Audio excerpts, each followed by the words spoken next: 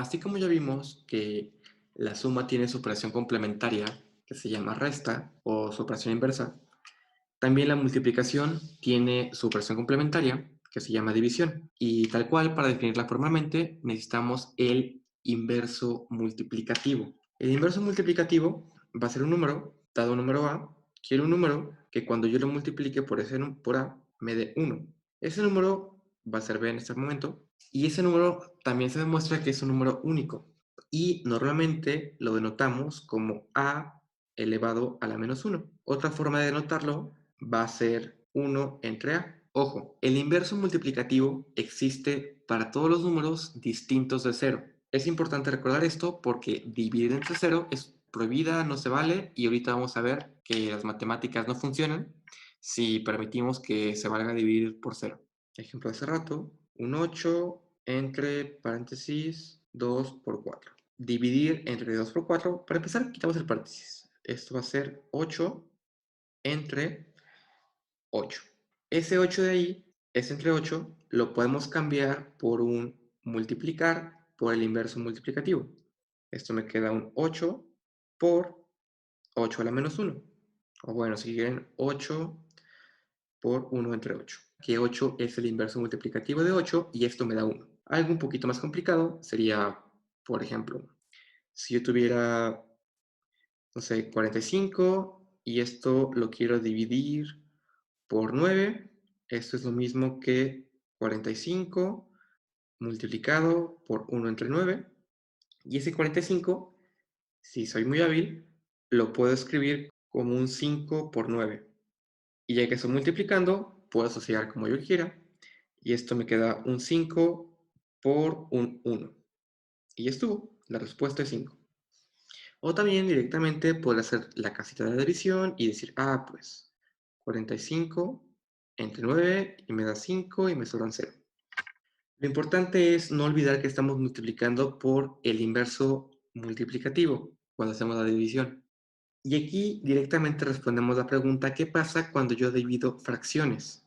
Imagínense que yo tuviera la fracción 2 tercios y esta fracción la quiero dividir por 4 quintos.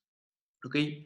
Entonces, dividir por 4 quintos va a ser lo mismo que multiplicar por el inverso multiplicativo de 4 quintos. Y ahora, ¿quién es el inverso de 4 quintos? Pues va a ser un número que cuando yo multiplico por 4 quintos me va a dar 1.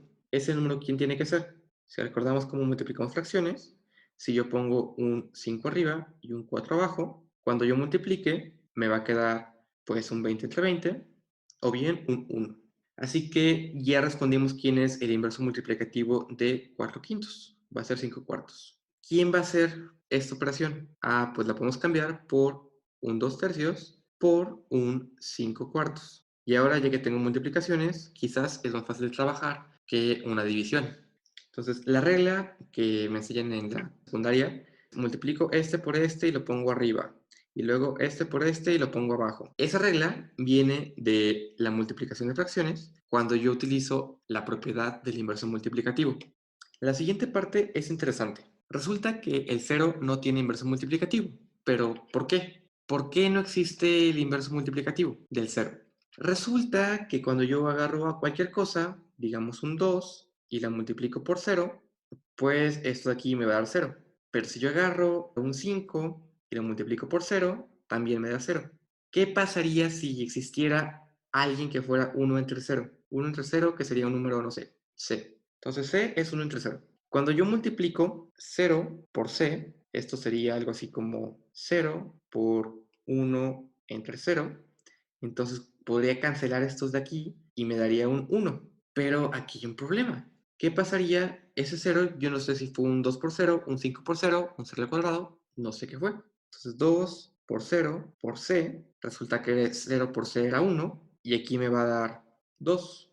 Esto era 0 por c, pero también 0 por c, ese 0 puede ser un 5 por 0 que multiplica una c. Luego asocio el 0 y la c y me queda 5 por 1, que es 5. Caray, pero 0 por c me daba 2 y acá me da 0 por c y me da 5. ¿Qué pasó? Eso no puede ser en matemáticas. Las matemáticas no me pueden dar resultados que se contradigan. Un número no puede ser igual a otros números distintos. Ahora un ejemplo porque si no tengo cuidado cuando estoy dividiendo, puedo llegar a contradicciones bien feas en matemáticas cuando aparentemente todo está bien. En este caso, vamos a demostrar que 1 es igual a 2 utilizando algunas factorizaciones y una división por cero. Empezamos con los números x y y. X que va a ser igual a y. Y pensemos positivo. Y de nuevo, juego al juego de la balanza. Lo que haga de un lado, lo hago del otro. Entonces, primero multiplico por x. Sería x al cuadrado, x por x, es lo mismo que x por y. Ahora vamos a restar un y cuadrada. Entonces, sería x cuadrada menos y cuadrada, sería xy menos y cuadrada. Y ahora vamos a factorizar. Del lado izquierdo tengo una diferencia de cuadrados, sería x más y por un x menos y eso es igual, del lado derecho tengo un factor común y por x menos y, ¿ok? Resulta que tengo el factor xy, x menos y de ambos lados, los cancelo. Entonces ahora tengo un x más y igual a y. Caray, pero habíamos dicho que x y y eran iguales. Entonces puedo cambiar la x de la izquierda por una y tengo que y más y es igual a y. Si yo asocio estos, sería un 2y igual a y. Como yo había dicho que eran positivos, puedo dividir entre y. Y cuando divido entre y, tengo que 2 es igual a 1. Esto no es cierto. Esto es una supercontradicción. Este simbolito significa contradicción. Contradicción. Es cuando algo en matemáticas, a lo que llegamos, definitivamente no puede ser cierto. Nunca, nunca. ¿Ok? Vamos a repasar los pasos con cuidado de qué fuimos haciendo. Aquí multiplicar por x está bien, restar lo mismo está bien, factorizar está bien, no alterar la ecuación. De aquí para acá es donde está el salto. Ese salto es el que me da el problema. Esto no se puede hacer. ¿Por qué no se puede hacer? Porque este número de aquí, x menos y, es 0. Luego los saltos que siguen sí están bien. Para el último tenemos que verificar que el CY es distinto de 0, pero como al principio estábamos pidiendo que era positivo, y estuvo. Vamos a ver esto un poco más adecuadamente con números. Veamos que digamos 3 es igual a 3. Y luego multiplico por 3, ¿no? Entonces tendría 3 por 3 es lo mismo que 3 por 3. Voy a poner subrayados en azul las que sean X, sin subrayar los que sean Y. Ok, ¿esto qué significa? Esto de este lado es un 9 y de este lado también es un 9. No pasa nada. Y luego restaba una y cuadrada, ¿no? Entonces era aquí un 3 al cuadrado menos 3 al cuadrado es igual a 3 por 3 menos 3 al cuadrado. Y las x eran esta de aquí y las demás son y. Aquí ya como que empieza a haber problemas. Tenemos que 0 es igual a 0. Y luego cuando yo factorizo, ¿qué es lo que estoy haciendo? 3 más 3 por 3 menos 3 es lo mismo que 3 por 3 menos 3. Y eso es el problema. Esto de aquí y esto de acá era por lo que íbamos a dividir. Entonces, el paso mágico donde todo se fue y dejó de funcionar es de aquí pensar que ese 3 más 3 debe de ser igual a este 3. ¿Qué es lo que hice? Estoy cancelando. Pero cancelar no es, en realidad no existe. Cancelar es saltarme el paso de multiplicar por el inverso multiplicativo, luego resolver esa multiplicación, ver que es un 1 y ese 1 quitarlo porque es el neutro multiplicativo. Entonces de aquí para acá hice varias cosas. Dije, pues ese 3 más 3 por un 3 menos 3 lo estoy multiplicando por un 1 entre 3 menos 3, luego 3 más 3, asocio esto, me queda por 1 y me queda ahí 3 más 3. Pero aquí hice el paso que quedamos que estaba prohibido. Esto es un 0 y el 0 no puede tener un inverso multiplicativo. No se vale. Simplemente no. Así no funciona. Y ahí, cuando estoy cancelando un 0, que implícitamente estoy dividiendo entre 0, es donde tengo el problema. Si quieren darle un dolor de cabeza a su maestro de matemáticas, pueden practicarle de esto o ponerle el acertijo. Si no, simplemente quédenselo como una enseñanza de que tengo que tener cuidado con dividir entre 0 y con cancelar ceros. Ahora, ya vimos qué pasa con la multiplicación y la división. Pero resulta que cuando yo empiezo a sacar inversos multiplicativos, me salgo de los números enteros. Cuando, digamos, tengo el 2 y saco su inverso multiplicativo, me queda un medio. Y un medio ya no es entero. El un medio, una piedra, hay dos piedras, pero no puedo decir que hay media piedra. Media piedra es una piedra más chiquita. Entonces, el un medio ya no me sirve para contar. Entonces, aquí ya me salí de los enteros. Pero llega un conjunto de números más grande que se llaman los racionales. Estos números comparten propiedades con los enteros, pero ahora tienen más cosas. Aquí ya puedo dividir y ya no me salgo del conjunto. Ejemplos de números racionales serían 1 entre 20, 7 entre 5, menos 4 entre 9. Cualquier fracción es un número racional. Los racionales además tienen una propiedad bien interesante. Cuando un número racional lo escribimos como un número en notación decimal, de hecho en notación en cualquier base, y nos fijamos en los decimales, esa sucesión de decimales se va a volver periódica. Es decir, se va a repetir. En un bloque se va a repetir, repetir, repetir hasta el final de los tiempos. El ejemplo más clásico es un tercio. Un tercio va a ser 0.3333, y así infinitamente. Ojo, cuando estamos en las Olimpiadas de Matemáticas, nosotros preferimos que esté escrito como fracción y aquí no nos gusta que esté escrito con decimales, porque los decimales, cuando hacemos operaciones, voy a agarrar errores.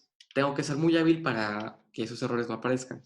Un error que puede salir es, ¿qué pasa cuando multiplico 3 por un tercio? Me queda 1, todo bien. Pero ¿qué pasa cuando multiplico .3333 por 3? Esto me queda 0.9999. ¿Qué pasó? ¿No era que esto de aquí igual a un tercio? No, aquí estoy truncando decimales. Esto de acá es cerca de 1, pero no es 1. Esto de aquí es cerca de un tercio, pero no es un tercio. Entonces, cuando yo quiero por un tercio, voy a tener que los decimales nunca se acaban. Siguen y siguen y siguen y siguen y siguen. 3 puntitos que indican que esto nunca va a parar. Y cuando yo multiplico esto por 3, ahora sí, 3 por un tercio es lo mismo que 3 por 0.3333 puntitos. Y eso sería 0.9999 y puntitos. Y eso resulta que es un 1, pero es un 1 bien raro y bien feo, que lo puedo pensar como una sucesión de cosas, como un 1 disfrazado, un 1 feo, total. El chiste es que para evitar ese tipo de ambigüedades, ese tipo de problemas, esto de aquí no nos gusta. Y si dejan su respuesta como una fracción, de preferencia como fracción reducida, va a estar bien, no hay problema. Los números decimales, que son en realidad aproximaciones de los números, utilícenlo lo menos posible. Ya después de que tenían el 1 y empezaron a sumar, los humanos dijeron, pues tengo la resta, empiezo a restar, aparecen los números enteros, positivos y negativos, luego empiezo a dividir, aparecen números racionales. La gente pensó, oye, ya acabé, pero no es cierto. Resulta que en mi recta numérica no todos los números son enteros y racionales. Sí, los racionales son muchísimos y donde quiera puedo encontrar números racionales, pero existen números que son irracionales. Por ejemplo, aquí tengo el 0, aquí tengo el 1, aquí tengo el 2, y llega mi amigo Pitágoras y me dice, oye, fíjate que yo descubrí un teorema que me dice, si yo tengo un triángulo rectángulo, de los lados miden A y B, la hipotenusa va a medir algo que va a ser raíz cuadrada de A más B, ambos cuadrados. Oye, pero ¿qué pasa si estos números son un 1 y un 1? Tengo un triángulo rectángulo isósceles, de lados 1, 1, y acá arriba me queda un raíz de 2. Esa raíz de 2 es un número, híjoles, si yo puedo trazarlo aquí con un compás, pongo mi triángulo rectángulo, lo pongo así, aquí trazado por acá, y toco por ahí en una cosa que es aproximadamente, la ondita significa que es aproximado, 1.4142 me parece, y ese número es un número que es irracional, no puedo encontrar números enteros que cuando yo los divida me dé raíz de 2. Peor tantito, alguien dijo, oye, ¿qué onda con el área del círculo? El área del círculo habíamos quedado que era pi por radio al cuadrado. Lo sé toda la vida, desde la primaria. Y si mi radio es 1, esto de aquí va a ser pi por 1. ¿Qué pi tan feo? Y esa pi que es 3.14159265 y quién sabe qué, es un número que tampoco lo puedo obtener como un cociente, una división de números enteros. Así que los números racionales se completan con los números reales. Y ya con los números reales puedo tener cualquier distancia que aparezca en mi recta numérica. Bueno, creo que sería todo por el día de hoy. Muchas gracias por aguantarme tanto tiempo y nos vemos muy pronto. Yo fui Pablo Meré. Si tienes alguna duda, comentario, por favor escríbeme a mi correo, está al inicio del video y te respondemos pronto. Si no, puedes contactarnos por la página de Facebook o directamente al correo de la Olimpiada.